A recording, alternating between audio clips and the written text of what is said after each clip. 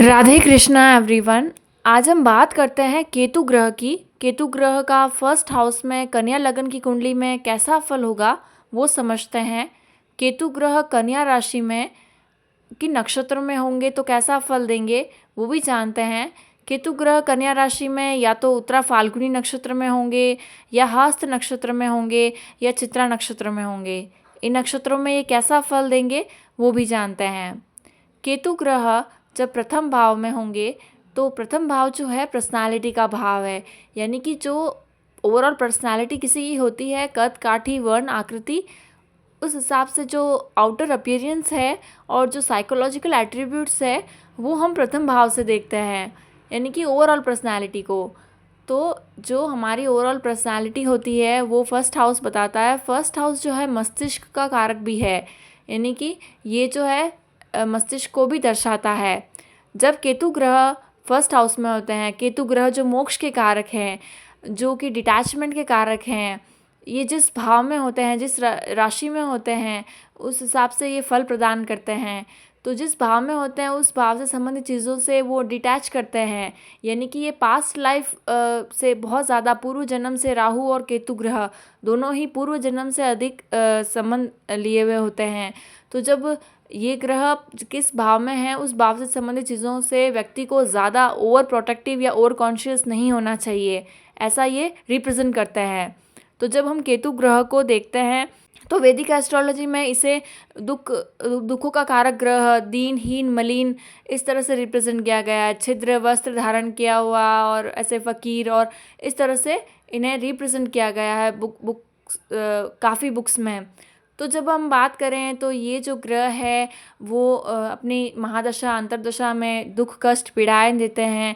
ये डिटैचमेंट का है, ये इसलिए है क्योंकि जब कष्ट पीड़ाएं दुख जीवन में अत्यधिक होगी, अपनी चरम सीमा पर होगी, तभी व्यक्ति जो जातक है, जो नेटिव है या जाति का जो भी नेटिव है, वो मोक्ष की कामना करेगा, वो इन सब चीज़ों से विरक्ति की कामना करेगा, वो इस जन्म मृत्यु के चक्र से वंचित होना चाहेगा, इस जन्म मृत्यु का चक्र में बार बार नहीं आना चाहेगा।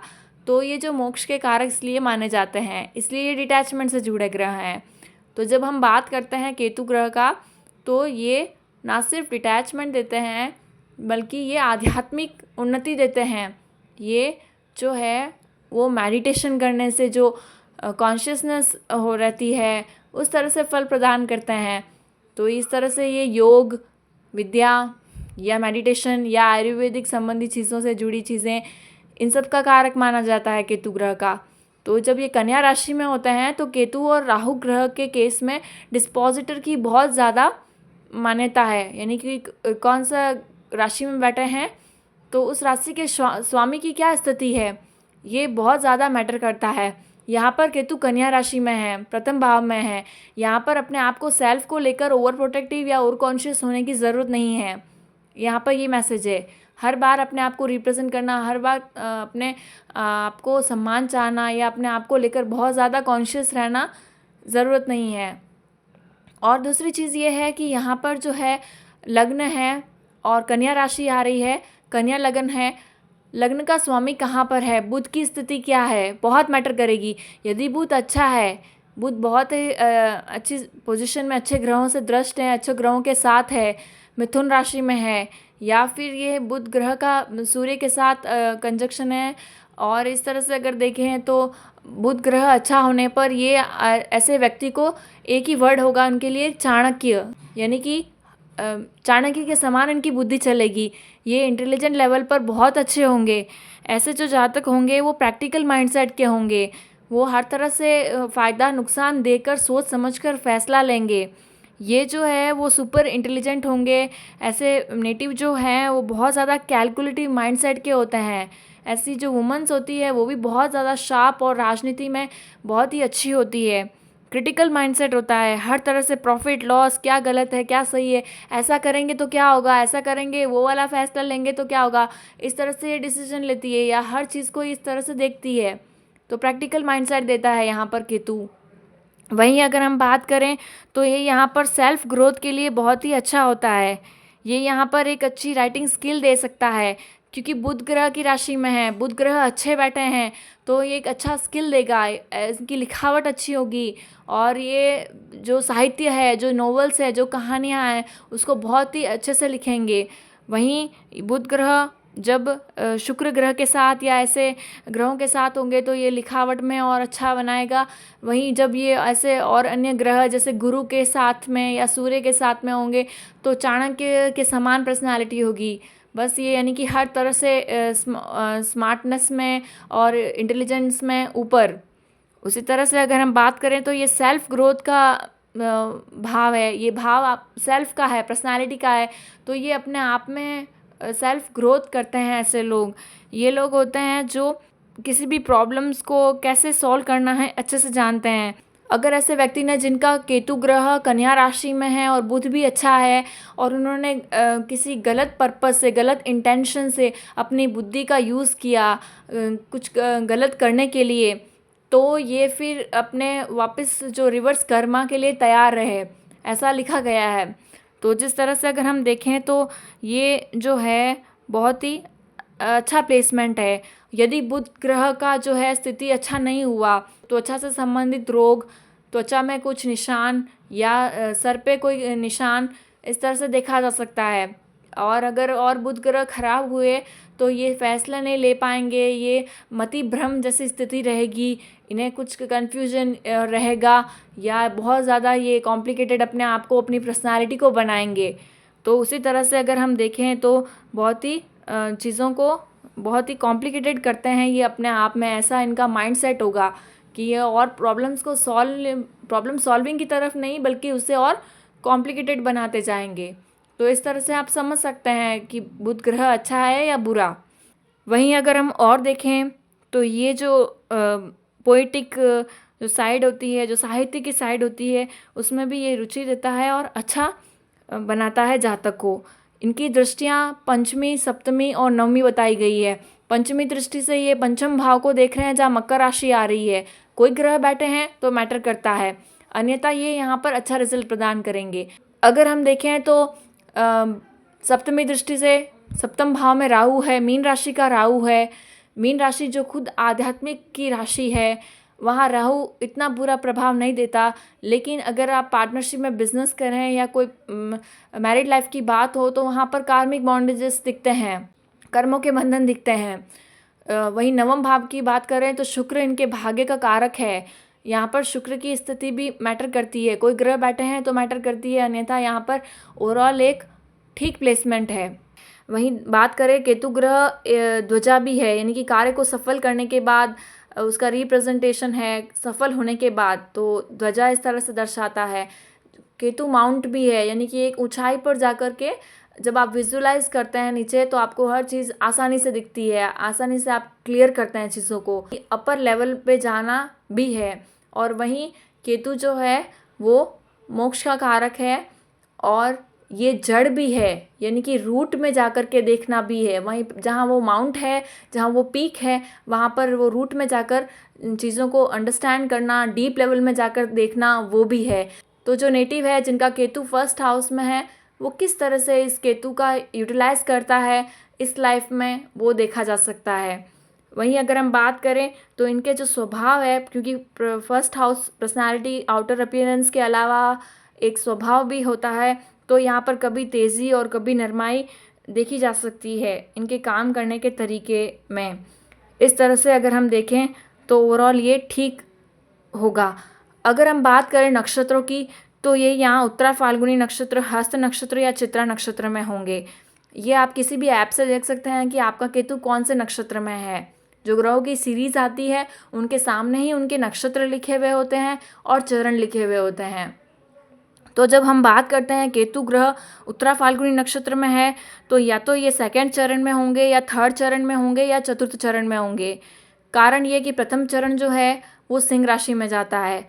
तो उसी तरह से ये अगर हम देखें तो यहाँ पर इन नक्षत्रों में यदि केतु ग्रह है तो इस तरह से ये रिजल्ट देंगे कि सूर्य के नक्षत्र में होने के कारण कार्य करने में एकदम हर चीज़ में परफेक्शन चाहिए।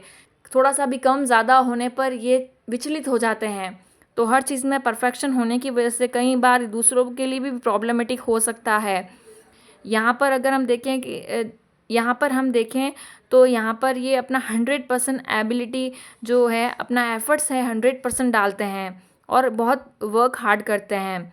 ऐसे लोग लॉयर भी हो सकते हैं, बैंकर भी हो सकते हैं, जो कोई लोन अप्रूव कराते हो, एजेंट या इस तरह से हो। कारण ये है कि सूर्य का नक्षत्र है, केतु कन्या राशि में, बुध की राशि में है, तो कई बार ये लॉ और उसकी तरफ, बैंकिंग की तरफ और ले जाता है। तो इंश्योरेंस का कोई कार्य हो या कोई लोन हो, ऐसा देखा जा सकता है। वहीं बात करें तो ऐसे लोग हार्ड वर्किंग होते हैं, क्योंकि सन है, सन हमेशा हार्ड वर्क और जो एक डिसिप्लिन है वो है, और एक अथॉरिटी लेवल पर जो है लोग रहते हैं, आपके पिता, आपके जो गवर्नमेंट है, इस तरह से जो रहते हैं, उनका कोई ना कोई प्रभाव देखा जा सकता है। ये जो है इस चीज़ में बिलीव करते हैं कि जब हम प्रैक्टिस करते हैं, लगातार कोई निरंतर कार्य करते हैं, तो उसमें एक दिन परफेक्शन आता ही है। इस तरह के कार्य करते हैं ये लोग। और जो एग्रीमेंट या कोई डील होती हो जिसमें कई बार कॉन्फ्लिक्ट भी देखा जा सकता है। केतु मुक्ति है, कर्जों से लोगों की मुक्ति कराना या लोगों का प्रॉब्लम सॉल्व करना, ऐसा भी देखा जा सकता है। यहाँ पर क्लैशेस देखे जा सकते हैं, क्योंकि इनके परफेक्शनिस्ट एटीट्यूड के कारण कई बार जो है लड़ाई झगड़े देखे जा सकते हैं। उसी तरह से यदि मैं बात करूं हस्त नक्षत्र की, तो हस्त नक्षत्र के चारों चरण कन्या राशि के अंतर्गत आते हैं। हस्त नक्षत्र की बात करें तो ये जो नक्षत्र है वो हाथों से रिप्रेजेंट है, नाम में भी हस्त है। चंद्रमा का नक्षत्र होता है ये। चंद्रमा मन का कारक है, माता का कारक है, भावनाओं का कारक है। वहीं पे अगर हम बात करें तो ये जो नक्षत्र है, इसमें केतु होना, एक केतु एक हीलिंग है, एक आध्यात्मिक लेवल तक की हीलिंग है। तो यहाँ पर हीलिंग को दर्शाता है, यहाँ पर हेल्थ केयर को दर्शाता है। यहाँ पर जो है ऐसे लोगों का जिनका केतु हस्त नक्षत्र में होता है, उनके स्पर्श मात्र से सब कुछ ठीक हो जाने का एहसास होता है। तो इस तरह से देखा जा सकता है। इनका जो हार्ड वर्क है वो हार्ड वर्क होते हैं, ये हार्ड वर्क करते हैं। ऐसे लोगों को ऑकल्ट साइड में देखा जा सकता है, या जो इस तरह से कोई विद्या है, जैसे आजकल रेकी है, इस तरह के हीलिंग प्रोसेस है, उसमें देखा जा सकता है।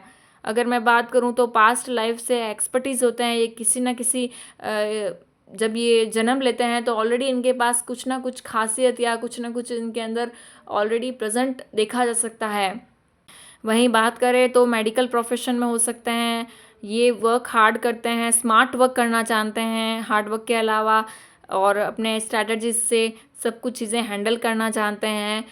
यहाँ पर चंद्रमा का भी अच्छा होना कुंडली में ज़रूरी है, यानी कि पक्ष बल से मजबूत होना ज़रूरी है। वहीं बात करें हम तो केतु यदि चित्रा नक्षत्र में है, जो चित्रा नक्षत्र में प्रथम चरण और द्वितीय चरण में ही केतु होंगे, तो यहाँ पर ये मंगल के नक्षत्र में होने के कारण क्रिएटिविटी को दर्शाता है। ये जो पिक्चर से रिलेटेड, इमेज से रिलेटेड, चित्र है ना, चित्र से इमेज से रिलेटेड कार्य करते हो, फोटोग्राफी हो या कोई रिसर्च में हो, कोई डीप रिसर्च करते हो, डीप रूट में जाकर के रिसर्च करते हो, इस तरह से देख सकते हैं। और रिसर्च ओरिएंटेड कार्य को क्रिएटिव मैनर्स में रिप्रेजेंट करते हो, डॉक्यूमेंट्री हो, इस तरह से चीज़ें बनाते हो, अपने क्रिएटिविटी का प्रदर्शन एक अच्छे से, रिसर्च का प्रदर्शन जो है वो एक क्रिएटिविटी मैनर में करते हो, ऐसा देखा जा सकता है। वो इन्वेस्टिगेशन और इस तरह चीज़ों में भी इंटरेस्ट हो, ऑकल्ट में हो या आध्यात्मिक रूप में किसी चीज़ में हो, ऐसा देखा जा सकता है।